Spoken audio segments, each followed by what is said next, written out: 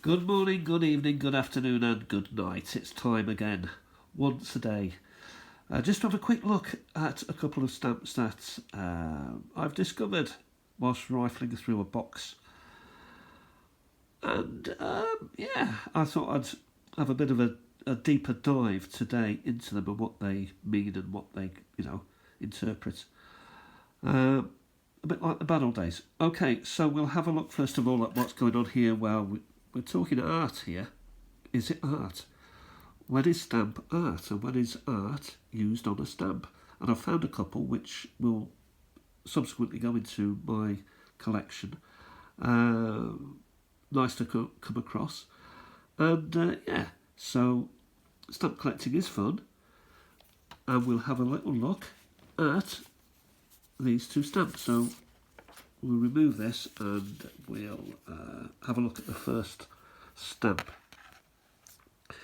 So what we've got here is on first glance, we look at first glance first of all. So yeah, it's obviously a painting. It's from the DDR, which is the Deutsche Demokratische Republik, so the East Germany. German Democratic Republic. 20 Pfennig, so the DDR did continue with, the traditional Pfennig as currency. And yeah, so why are the East Germans celebrating what looks to me like a bit of a Dutch master? So I put it through the AI and Google Lens. And I came up with this. Well, first of all, it's a 1980 stamp. Not sure it quite says that on there. Yeah, maybe. 80, yes, I think it's just make it out at the top. There. 1980 stamp. Obviously postally used, but the back is pretty pristine, so maybe it's cancelled to order.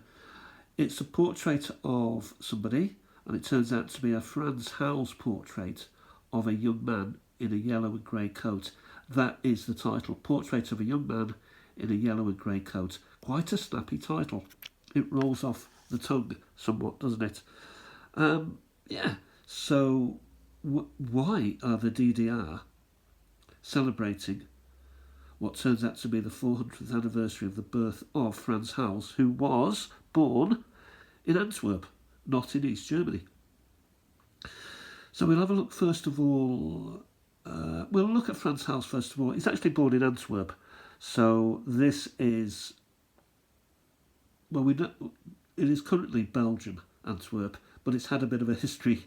Antwerp was part of the Spanish Netherlands at the time he was born, in 1600s, basically.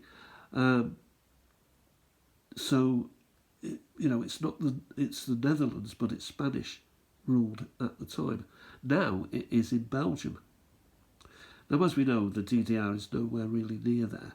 So what are they doing celebrating this particular portrait? Well, they own it, or they did then, and the city that it was in, Dresden, was in the DDR. It has been in Dresden, in the gallery of Gemäldé, so the Gemäldé Gallery, the Old Masters Gallery. This portrait has sat there since the year 1741. So no wonder they're quite interested in this and willing to give this, celebration.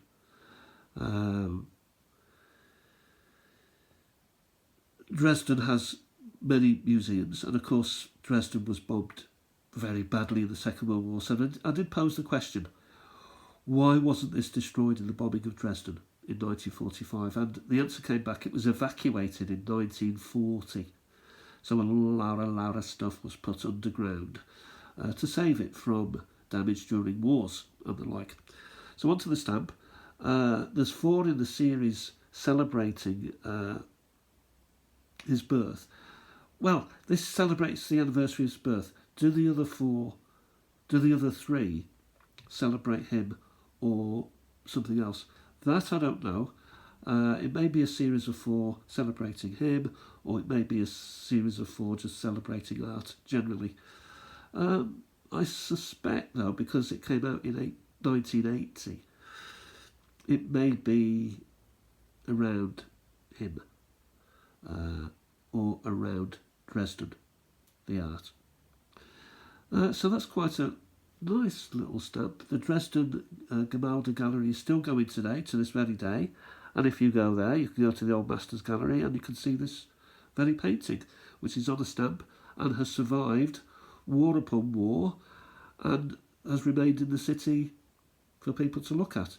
So art survives, stamp survives. Strangely, I watched, yesterday I watched a film, an old black and white film starring Burt Lancaster called The Train, which was about the Germans trying to smuggle art out of Paris towards the end of the war. Very good film. For a black and white 60s, it was quite gripping and quite meaty, really. Good film. So, yeah, art.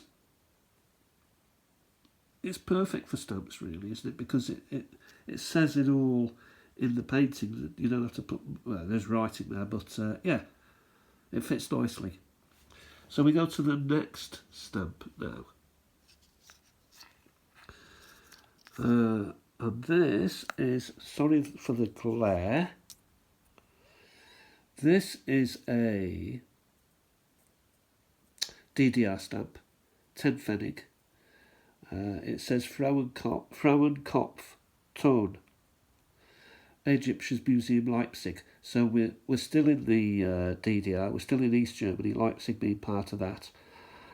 And it's Frankenkopf, so Kopf is head, Ton, I don't know what that is, Frauenkopf, so woman's Kopf, woman's head.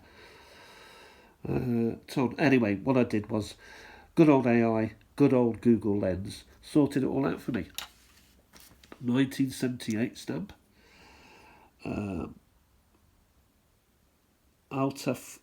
Altafrikanische Kunstschätze im Musée der DDR. So African, it's African basically, ancient Africa, art treasures, Kunstschätze is treasures in museums of the DDR. 10 Pfennig, as we've seen, it is a woman's head, apparently, in clay, and forms part of the Leipzig Egyptian Museum display. It is second millennium, so first millennium is... it is second millennium BC before Christ, so 2,000 years before Christ BC. So that's quite old, isn't it? It arrived in the Leipzig Egyptian Museum in 1909. I tried to find out who discovered it or where exactly it was from. No information was forthcoming. So, we can't very well go back to somewhere to know where it's come from. I must say, it's not like I've seen... When I say I've seen, I did see pictures of the original on display in the museum, and it doesn't actually look anything like that. So I don't think that's a very... what do I know? But the representation isn't quite the best for me with regards to this stamp. I'm sure it's a wonderful thing when you see it. 2,000 years before Christ, this was created as a work of art. Art has been around a lot of years. Pretty long time, if you ask me. And it ain't going anywhere anytime soon. So this stamp celebrates Leipzig and the museum and art. So the Germans, the East Germans are trying, they're showing how much art and culture means to them. So these two stamps really, there was kind of dehumanisation of the East, and people were living in poverty and they were struggling, and eventually it all fell down. But at least they've kept these treasures.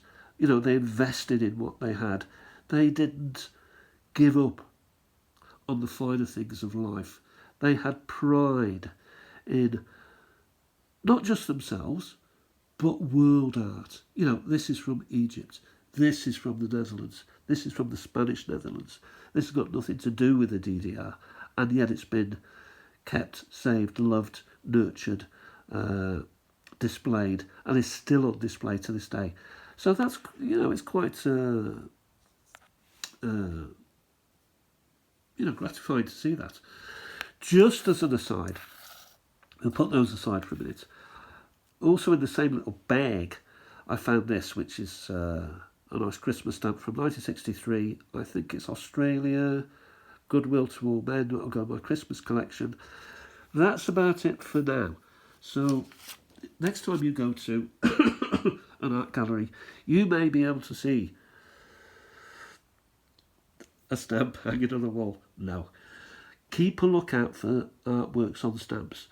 Maybe there's a little collection there for me to go on. But as for these two, these will go in my DDR collection after we finish speaking now. And beautiful works of art. Celebrated on stamps. Stamps talk of many things, of cabbages and kings. I'll talk to you soon. Bye for now.